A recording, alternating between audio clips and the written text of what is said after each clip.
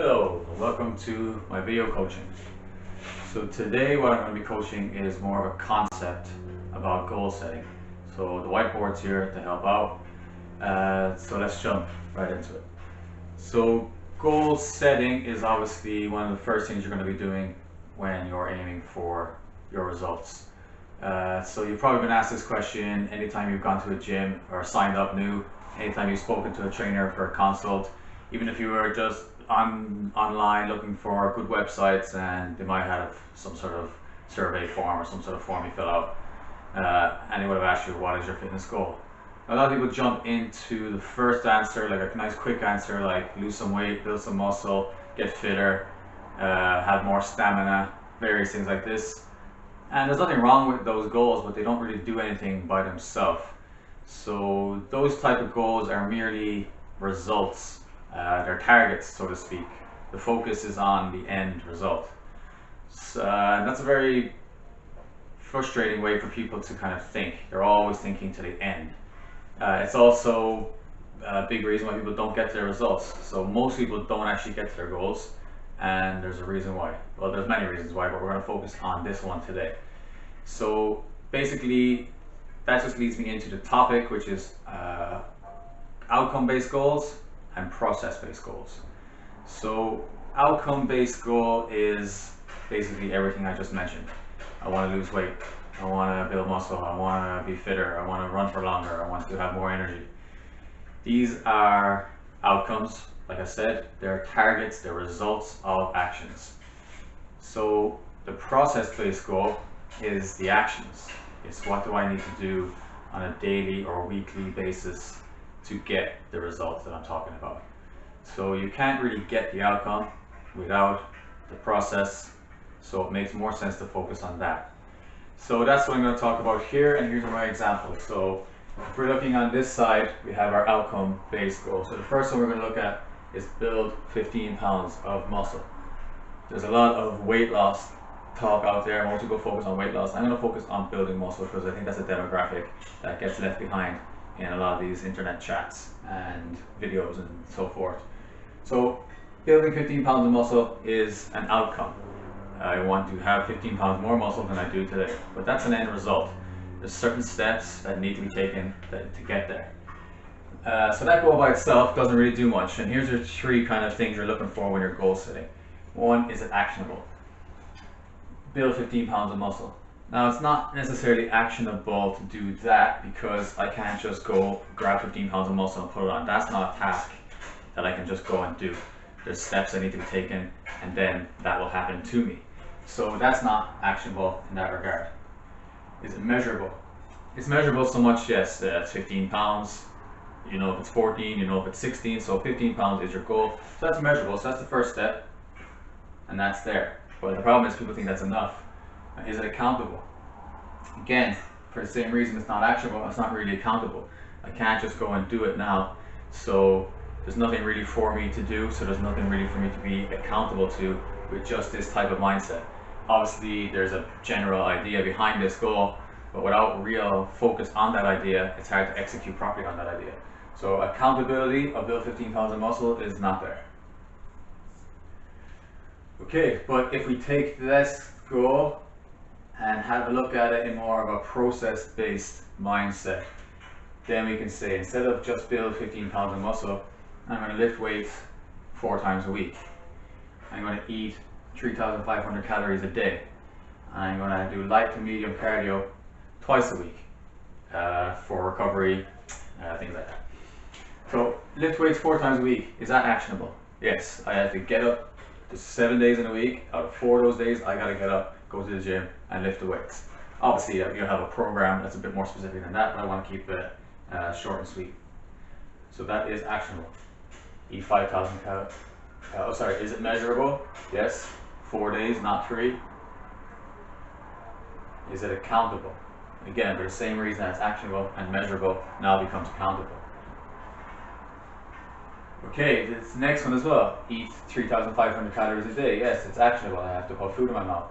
Measurable. Yes, 3,500, not 3,000. Like, is it accountable? Yes, I either did or didn't do that specific thing. light to medium cardio twice a week. Obviously you'll have a bit more of a plan of what your cardio is and what food you're going to eat and all that kind of stuff. But yes, it's actionable. I either did or didn't do it.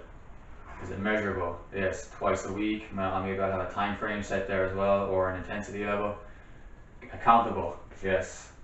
Anything that's accountable, anything that's actionable and measurable then becomes accountable, because you either did or didn't do it that amount of times, that way, with that intensity, etc. Okay, so that's really it now. So that helps me devise a plan. Now I can start to base a plan around that. Okay, I have boxing on Tuesday, so I don't want to lift weights on that day. So here I'm going to do my weightlifting on Monday, Wednesday, Friday, and Saturday. Example, eat 3,500 calories a day. Now I start to look at my food and how much nutrients are in the food that I'm having, how much calories, and work on it from there. Light to medium cardio twice a week. Yeah, I'll go boxing, or I'll do some skipping, or I'll jump on the bike, whatever it is. So now I have ability to build a plan around that because it's more processed. Okay, so that's kind of an action, that's more of an aesthetic thing that's going to happen to you once you put in the work. Now here's another example which is a little bit more sport and athletic orientated. So let's say it's run 10k in less than 45 minutes. So it's actually not a bad goal for amateur runner. So what you need to do to get that. So that's just an outcome based goal, run 10k in 45 minutes. So is it actionable? Maybe, maybe not. What if I'm not a habitual runner and I go and run for 45 minutes? I can't just go do that.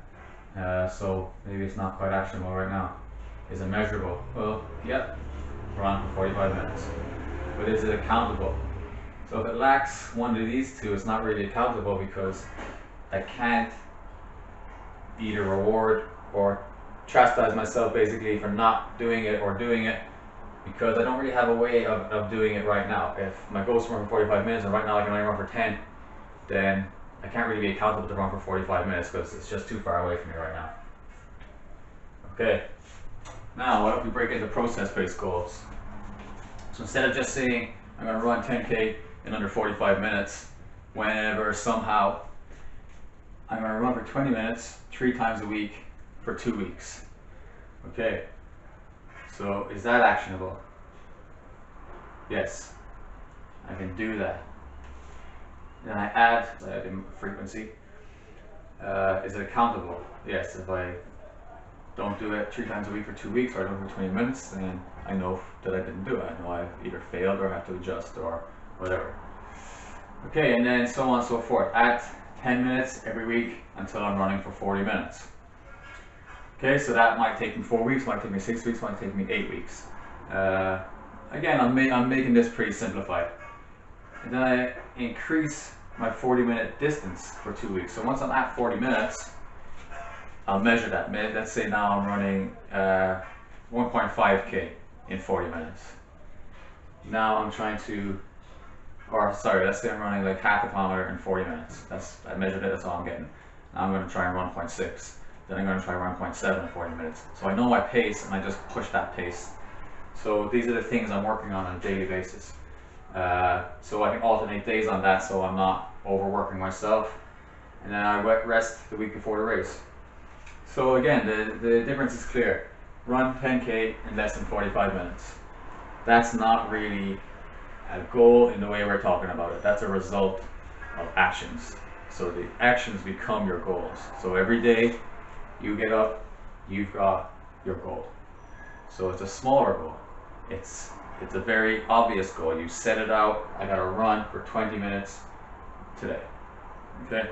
So you get up in the morning, you know you gotta run for 20 minutes. You can do that, you can get that done. You can do that 3 times a week. So now there's a psychological component of this. You get up, you know you gotta run for 20 minutes, you do it, you come home, you've done it. You can take it off on your calendar or whatever way you like to do it, and that now boosts your ability to go do it again, because there's a thing all humans love, and that's accomplishment. Setting a task and accomplishing that task. It gives you a sense of reward, it gives you a sense of achievement. So if you can get up and nail one of those tasks, then you've got that little boost of reward, of accomplishment. You get up and do it again. Now obviously it's not a magic bullet, there is going to be consistency of effort and discipline entailed in it. It's much easier to look at this and say, okay, that's going to take me whatever, 3 months, that's going to take me a year, that's going to take me whatever. So it doesn't really matter if I don't go today. It's raining outside, I don't feel great, so I'll skip it today, and who cares, it's only a drop in the ocean. But once that kind of mindset sets in, and once you start bargaining and start to think of each day as not that important, then you lose your ability to get anywhere. So you have to understand that the bricks make the building, and each one is important as the last. But in terms of fitness, that's got to be done on a consistent basis. You can't just lay a few bricks, walk away for a few months, come back, and they're still at the exact same level. When you're talking about fitness, that level drops. You might be starting all over again. So consistency, frequency, diligence, and dedication is what it takes. But if you can do that in bite-sized chunks, then you can actually accomplish it. Doing it here, it's too hard to get to. You're never going to get there without a real plan. So follow this plan. So that's really it for today. This type of thing can work with anything, whether it's saving for a car, whether it's applying for a job that you're not quite skilled for right now. Instead of just saying, I'm going to be, fucking, I don't know, an accountant. You can say, but now you're a bricklayer. You can say, okay, I'm going to go and apply for this evening course of advanced mathematics or basic mathematics, wherever you're at. Then I'm going to go and learn this accounting course, and so on and so forth. So it's not like I'm going to be an accountant, maybe 5 years, what the fuck do I do? It's, alright, forget about I'm going to be an accountant in 5 years. It's, I'm going to go to the evening class this week. That's kind of process-based goals. Now you work on the process and you do as best as you can in the middle of that while you're doing it. And then eventually all these things come together and you can look forward to it. So then you have a bit of a purpose in life too. You know you're aiming for this thing. You know that the hard work you're putting in now is for the overall goal. So it makes it more rewarding. Or when you're sitting there and it's late at night and or you have to get up early in the morning and it's not your favorite thing to do right now, you could look at why you're doing it and look at the goal. And not only that, it's, if you have a good plan, you're taking the steps, this step has to be taken to get there. So it doesn't seem so daunting and it seems a bit more purposeful. So I hope you enjoyed this video. I'm going to go back and forth between exercise tutorials, nutritional advice, and I'll be using the whiteboard a little bit more to be get at the moment, but whatever, you can still read it. And hope to see you soon. Take it easy.